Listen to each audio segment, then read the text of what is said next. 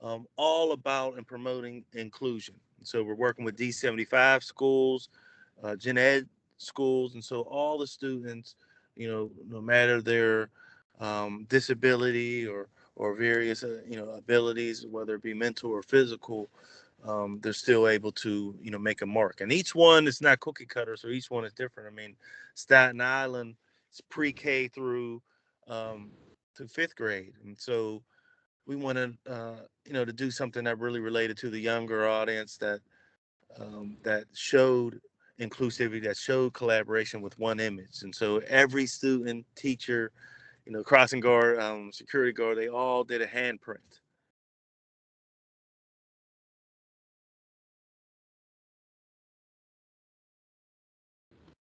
So, Staten Islander News is here today with Kyle Holbrook. Kyle Holbrook is a multifaceted artist, founder of Moving Lives of Kids, MLK Mural Project. Author, sculptor, filmmaker, and photographer, is celebrated for his monumental contributions to public art. With a legacy of over 800 murals and community art projects across 43 countries and 49 states, Holbrook has painted his way into history. He holds the record for the most murals in Allegheny County and has left his mark across major cities including Miami, New York, Phoenix, San Francisco, and even globally in cities like London and Tokyo. His work isn't merely decorative. Holbrook's pieces foster community resilience and galvanize social awareness, often focusing on special needs groups, youth, and local communities, channeling the unifying power of art. He collaborates frequently with police departments, bridges societal divides, and uses his art to address pressing issues such as violence and urban blight. Holbrook has contributed art to some of the world's most high-profile events, including the MLB All-Star Game, the U.S. Open, the G20 Summit, the United Nations post-earthquake murals in Haiti, Art Basel, and numerous cultural institutions such as the Clemente Museum and St. Andrews College in Ireland. In 2015, he made international headlines as the first American to paint on the Israeli-Palestinian separation wall alongside Banksy. His Stop Gun Violence mural tour, launched in 2021, continues to all 50 U.S. states, raising awareness for gun violence, a cause close to his heart as he has lost 45 friends and family members to violence. Beyond painting, Holbrook's pursuits have expanded to filmmaking, sculpting, and writing. And as a filmmaker, he has created short documentaries that chronicle the power of public art to change lives and shift perspectives. So, good morning, Kyle. It's good to have you with us Good today. morning. Good morning. It's an honor to be here. Thank you for having me. So, first of all, where did you grow up? I grew up in Pittsburgh, but I traveled a lot growing up, and so half of the year I would be in New York, upstate New York, where my dad was from, um, and some of that time I would be on my uncle's farm. So I had an eclectic background where, growing up in Pittsburgh in the inner city in the hood, and then I would be, every summer in New York, in around Ithaca or upstate New York, and even some of that time, like I said, on a farm. Okay, cool. And how did that environment shape you and your art?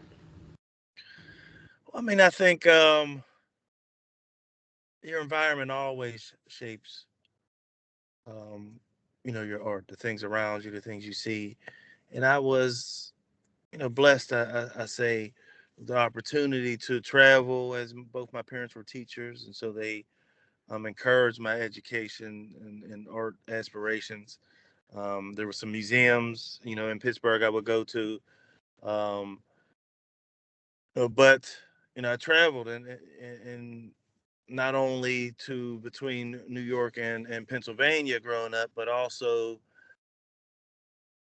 taking trips to out west, where my dad went to school at Arizona State University. So we took road trips there, going through all kind of different states, staying, with his friend, not in the tourist side. This is pre the casino changes in um, on Indian reservations, but I stayed on the Indian reservation with my dad's, friend, and saw a different part of life there. And so I think all those different experiences, just seeing, my mom is black, my dad was white, he passed away when I was 18, but but having close both sides of my family, I saw a rural, um, different unique parts of life, rural, inner city, West Coast, East Coast. I think all those things shaped my art as a young kid, and still to this day. Oh, cool. So can you tell us a little bit about the MLK mural experience? Yeah, MLK Mural. It's an acronym for Moving Lives of Kids. I mean, really inspired by Dr. King and his vision and dream of having people of all races and backgrounds working together. And started in Pittsburgh, where I was from, and where I am from, but has been since to 43 countries, 49 states. Had Alaska scheduled. It's a small window to do Alaska because it has to be over 53 degrees to use acrylic paint, water-based paint, for it to stick to the wall properly. And I had a mural in New Zealand, which went longer than anticipated, and so I had to reschedule that. That's why it's 49 of 50 states. But it's really about using art as a vehicle to educate. Like I mentioned, mom and dad are teachers, but my art is more about um, what the art can be a vehicle for, whether it's infused. I have a curriculum. We have a curriculum at MLK Mural that goes through the steps of creating a mural and relates it with future and possible careers within the arts. But it also has several entry points in the curriculum where you can infuse lessons even from STEM or um, lessons about stopping violence. I've had rival gangs paint on the same mural. So using again what we like to do and what I like to do with my art and what we like to do at MLK Mural is use the art as a tool to do more than just beautify, but also to inspire and educate. Oh, very cool. And Thank also, you. I saw that the murals that you're making in New York City, you're aiming to make all five of them before the election. Yes, I mean all of them are going to be done by the 5th. And so we wanted to do something that it so happened in the timeline, but it also it's important to have something that shows the beauty that can be done, by working together. And so, working with young people, working with all the teachers from each school, all the staff, security guards, crossing guards, really everybody. It's the New York City Inclusive Mural Project. So all five boroughs, one school in each borough, all about and promoting inclusion. So we're working with D75 schools, Gen Ed schools, and so all the students, no matter their disability or various abilities, whether it be mental or physical, they're still able to make a mark. And each one is not cookie cutter, so each one is different. I mean, Staten Island is pre-K through to 5th grade, and so we wanted to do something that really related to the younger audience that showed inclusivity, that showed collaboration with one image. And so every student, teacher, crossing guard, security guard, they all did a handprint.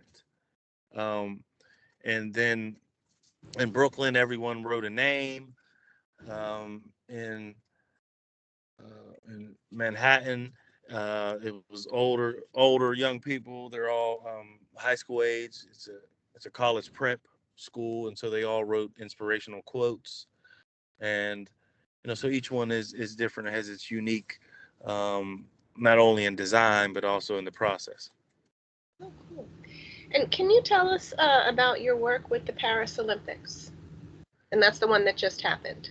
Yes, yes. I mean, it was honored to get some grants to be able to do murals that were about. Again, I like really to have a message, and especially in public art. I mean, it's not like public art has a power in that it's not like TV or radio, where you can, or the internet, where you can change the channel or go to a different website.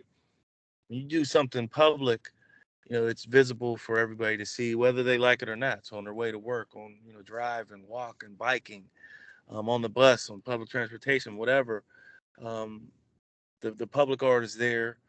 Um, it's there for 20, 25 years minimum. um, oftentimes. And so there's an opportunity to send different messages. So during the Olympics, considering all the different wars and all the divisiveness that's going on, again, using the art to try and galvanize people. And art's a universal language. I mean, people know what the peace symbol is, whether it's the hands or it's the circle symbolic peace symbol. I mean, everybody knows that no matter what language or where you're from in the world. And so doing murals that had those symbolic images on them in key, highly traveled areas in throughout Paris that tourists and people from all around the world will see to spread the message was an honor and something that I was feel honored to be able to do, and it really made a good impact with the amount of people being such close proximity to a lot of the landmarks there in Paris. And so, people, as they were getting pictures, they saw the message of peace as well. Oh, cool. And can you tell us about your experiences with New York City communities and the murals you've created there? Yes, I mean, I've been doing murals in New York City for 10 years or so. I mean, I had a several year project with the Police Athletic League where yeah, I mean, a lot of murals with the police athletic leagues and all the armories in each borough. Um, Lots of their after school programs, and Police Athletic League is the largest nonprofit in New York City, as you know. And so being able to do something proactive. I mean, I started that project, roughly 10 years ago when there was more publicity about some police brutality, some shooting of unarmed um, you know, people choking. There was some different, a lot of different things. Trayvon Martin, a lot of different things that were happening, and so I wanted to do something, be proactive, do something that brought officers in the community together. I mean, I myself was a victim on 2 occasions of police brutality. I know it's prevalent, but there's also a lot of good officers. But I think more importantly, can't be any change without dialogue and people seeing each other as human beings. So for officers seeing the community members as humans outside of their normal job setting, excuse me, and so the same for young people and community members to see officers as human beings, and by having them paint on murals together. And so that's something I did all throughout New York City with Police Athletic League. The mayor came and chief of police came, and they both helped paint um, several times. And um, John Katzimatidis supported a couple of the events, a big businessman from Harlem. And so, and then I did some murals in Bushwick, which is, one of the street art, Bushwick and Williamsburg, which was one of the two of the street art capitals of the world. And, doing some murals with Bushwick Collective there. Um, and so now really specifically working with the Board of Education, but also specifically you know the special education department to really focus on having kids from all abilities, like I mentioned, the D75 students with the gen ed students, and really doing something that galvanize each school regardless of socioeconomic backgrounds, race, religion, all these divisive things that society is using to divide, with the art we're using to galvanize. Oh, cool. And how was PS 69 decided on for the Staten Island mural project? Yeah, so we sent an RFP through the Board of Education and got requests from schools in each borough. Lots of requests, lots of schools wanted to, have the mural in their school with their students and faculty. And we really wanted to make sure that it was schools that were utilizing inclusive practices to a high degree. And really, um, you know, PS69 has a focus on neurodiversity, celebrating the different ways that people think, and young people and people in general think about things, and letting their young people, at the school know about that at an early age. It's such a diverse, school, and so a variety of reasons why it was selected, and such amazing work that they're doing there. It was an honor to work with the teachers and the faculty, and starting with the principal, and so many great people that are passionate about education. The students are greeted every day with positivity and learning, and doing work in schools all around the country, and in many other countries. You can really see when school has an environment conducive to learning, and you can tell when the teachers are really excited, because that really resonates with the young people, I think. And so it was a really great experience to work there. Oh, cool. Um, and so we kind of talked about a little bit about what you've done in New York City, but this particular project with the inclusivity, can you talk a little bit about what you're doing for the 5 boroughs of the city and Staten Island with that mural project?